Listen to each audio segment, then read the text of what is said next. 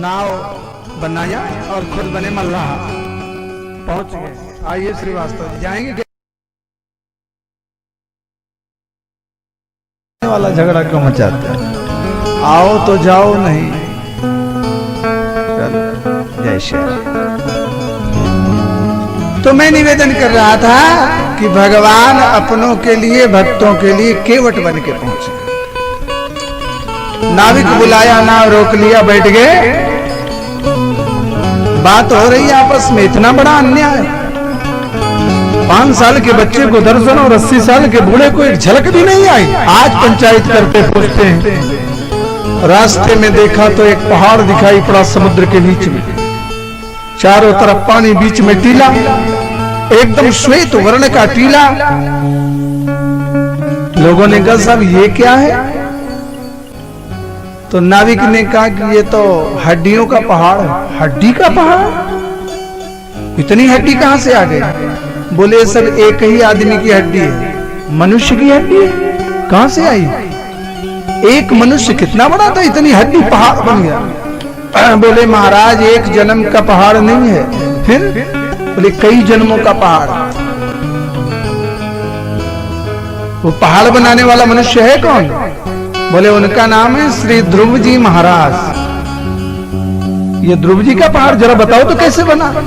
बोले महाराज हमको ऐसे मत जान, बहुत दिन मुझे नाव चलाते हो गया और मेरे बाप ने चलाया तब भी यही बताया, बाबा ने चलाया जब भी यही बताया, पर बाबा ने चलाया तब भी यही बताया, परपा बाबा ने चलाया तो ये परपा बाबा ने चलाया तो यही बताया। क्या एक कोई मनुष्य लोग के भक्त हैं, नाम है ध्रुव, यहाँ आते हैं तपस्या करते हैं, शरीर का समय पूरा होता है हड्डी छोड़ के चले जाते हैं, एकांत के कारण यही आते हैं। हजारों हजार बार आए और इतनी बार शरीर छोड़ा कि पहाड़ बन गया। संतों ने कहा जरा नाव लौटाओ तो। मल्लाह ने कहा चलोगे नहीं क्षीर सागर? भाड़ा अदा करोगे क्या? बोले सुनो झोली माला कंठी सब ले लो, हम प्रयाग में फिर खरीद लेंगे। हम लोग ब्रह्म में पढ़े थे हैं? हम जाने के ध्रुव को एक ही बार में दर्शन हो गया।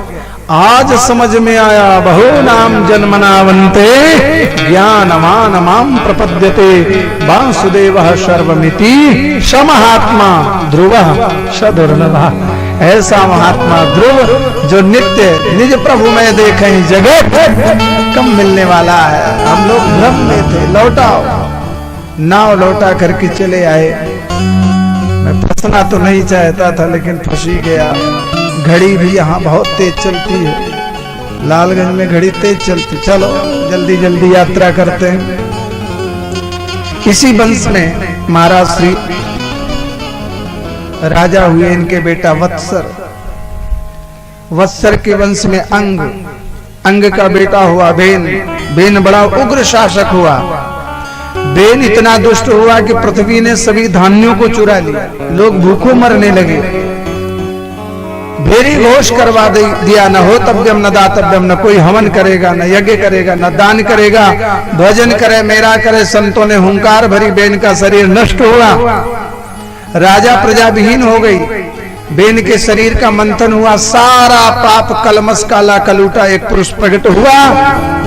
उसने हाथ जोड़ा, कहा तंकिंग करो में गृणंत मां, हम लोग क्या करें? संतों ने कहा निषीद बैठ जाओ, और निषीद बैठे ही रह गया।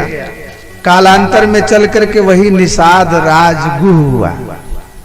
संतों ने कहा इतना शिष्ट है, बैठा है, मैं इसको वरदान देता हूं, एक दिन इसके वंश में स्वयं भगवान अयोध्या से चल करके आकर के चरण धुलाएंगे, इसके करोड़ों करोड़ों पीढ़ी पितरों का उद्धार कर देंगे। मेरा ऐसा आशीर्वाद है। निषीद से बना निषाद। और लोक का राजा तो महाराज पृथु का बनाया, पृथु को बनाया, वो हृदय से उत्पन्न हुए। लेकिन वन का राजा तो निषाद ही है। और अपने भैया के आगमन में जब पृथु जी संसार छोड़ करके भजन करने के लिए जाते हैं और अपने भैया निषाद के द्वारा जंगल का उत्कर्ष देखा तो रो पड़े। कहा मैं नहीं जानता था कि मेरा बड़ा भैया निषाद इतनी सेवा करेगा कि पूरा जंगल मेरे लिए सजा रखेगा। महाराज श्री पृथु ने गाय के रूप में पृथ्वी को प्रकट किया है, समस्त धान्यों का दोहन किया है। इस वंश परंपरा में आगे चल करके श्री राजा प्राचीन बरही के प्रचेतागण उत्पन्न होते हैं। प्रचेतागण जो है संकर्षण विद्या के प्रभाव से भगवत धाम की यात्रा करते हैं। प्राचीन बरही राजा अपने यज्ञों में पशुओं को काट करके चढ़ा देते।